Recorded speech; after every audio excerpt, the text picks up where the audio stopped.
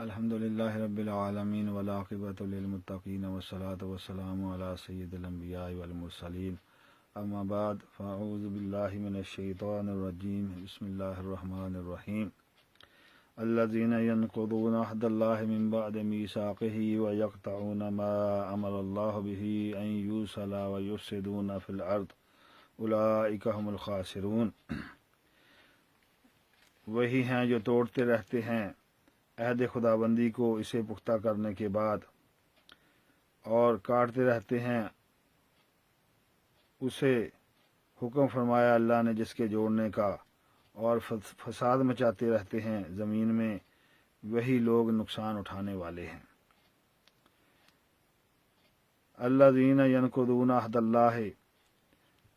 جو اللہ تعالیٰ کے ساتھ کیے ہوئے وعدے کو توڑتے ہیں۔ وعدہ جو ہے سب سے پہلے تو اللہ تعالیٰ نے ذریت آدم علیہ السلام سے لیا تھا، الستو بربکم قالوا بلا، یعنی اللہ تعالیٰ نے پوچھا تھا کہ کیا میں تمہارا رب نہیں ہوں؟ تو سب نے کہا تھا کہ قالوا بلا، کیوں نہیں، تو ہی ہمارا رب ہے۔ یہ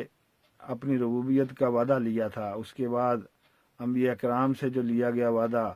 کہ جب وہ اس دنیا میں انسانوں کے لیے مبعوث کیے جائیں گے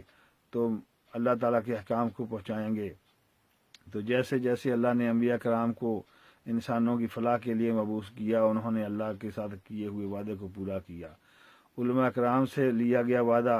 کہ وہ حق کو ظاہر کریں گے اور اسے ہرگز نہیں چھپائیں گے۔ تو جو وعدے کو توڑتا ہے ظاہر ہے کہ وہ اللہ کی نافرمانی کرتا ہے۔ حضرت مالک بن دینار کی ایک حکایت بیان کی جاتی ہے کتابوں کے اندر کہ ان کا ایک چچا زاد بھائی بادشاہ کا نوکر تھا۔ وہ ظلم ستم کرتا، لوگوں کو تنگ کرتا، ان کے ساتھ زیادتی کرتا۔ ایک دفعہ وہ بیمار ہو گیا تو اس نے بیماری کے دوران اللہ تعالیٰ سے وعدہ کیا کہ اگر میں ٹھیک ہو گیا تو میں اپنی حرکتوں سے باز آ جاؤں گا۔ اللہ تعالیٰ نے اسے شفا عطا کی۔ جیسے وہ ٹھیک ہوا تو پہلے سے بھی زیادہ اس نے لوگوں کو تنگ کرنا شروع کر دیا۔ خیر، پھر وہ بیمار پڑا، پھر اس نے وعدہ کیا تو پھر اس کو شفا ہو گئی۔ جب پھر شفا ہو گئی تو پھر پہلے سے بھی زیادہ ظلم و ستم لوگوں پر شروع کر دیا۔ بعد میں پھر بیمار ہوا، پھر اس نے وعدہ کیا تو اس کے بعد پھر اس کو آرام نہیں آ رہا تھا۔ تو حضرت مالک بن دینار نے اس سے کہا کہ تو اللہ تعالیٰ سے وعدہ کیوں نہیں کرتا کہ اللہ تعالیٰ میں اپنی غلطیوں کی معافی مانگتا ہوں، اور جو میں لوگوں کے اوپر زیادتی اور ظلم کر رہا ہوں، لوگوں کو تنگ کر رہا ہوں، آئندہ نہیں کروں گا۔ تو اس نے نظر مانی، اس نے وعدہ کیا کہ میں بالکل ایسا ہی کروں گا، لیکن غیب سے ندا آئی حضرت مالک ابن دینار کو کہ اے مالک، یہ جھوٹا ہے، یہ اپنے وعدے کے اندر پکا نہیں ہے، یہ پہلے بھی کئی مرتبہ وعدہ کر چکا ہے لیکن اس نے اپنے وعدے پر یہ قائم نہیں رہا اور اس نے اپنے وعدے کو توڑ دیا، لہٰذا اب یہ وقت جو ہے وہ گزر چکا ہے۔ مولانا رومی علیہ الرحمٰن نے اس جگہ بہت ہی خوب فرمایا ہے، نقد میثاق کو شکست توبہ ہا، موجب لعنت شود در انتہا،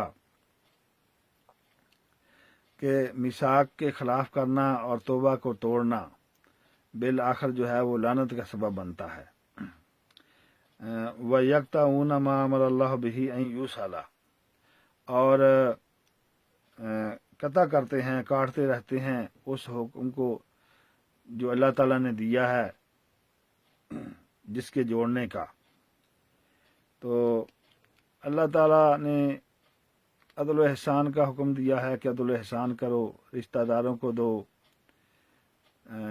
جن کا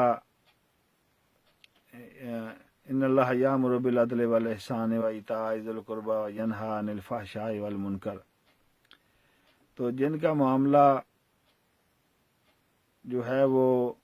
اپنی غرض و غایت کے لیے ہوتا ہے، جن کی یہی خواہش ہوتی ہے کہ اپنی غرض و غایت پوری کریں، جب ان کی غرض و غایت جو ہے وہ پوری نہیں ہوتی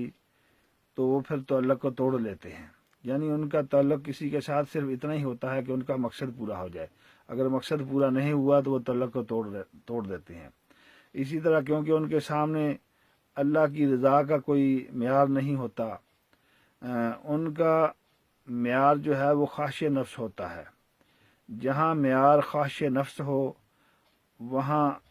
اللہ کی نافرمانی کرنا جو ہے وہ ضرور، اللہ تعالیٰ کے حکم کی خلاف ورزی کرنا وہ ضروری ہوتا ہے، اور جو اللہ کے حکم کی خلاف ورزی کرتا ہے تو اس کے پھر موجب لعنت ہوتی ہے اور تباہی اور بربادی کا باعث ہوتا ہے۔ اللہ کے امر کی خلاف ورزی جو ہے وہی فساد ہے، اور اسی کا حاصل جو ہے وہ خسارہ ہے۔ وَيُفْسِدُونَ فِي الْأَرْضِ، اور زمین میں فساد کرتے ہیں، یعنی ایمان سے منع کرتے ہیں، حق کے ساتھ استہزاء کر کے،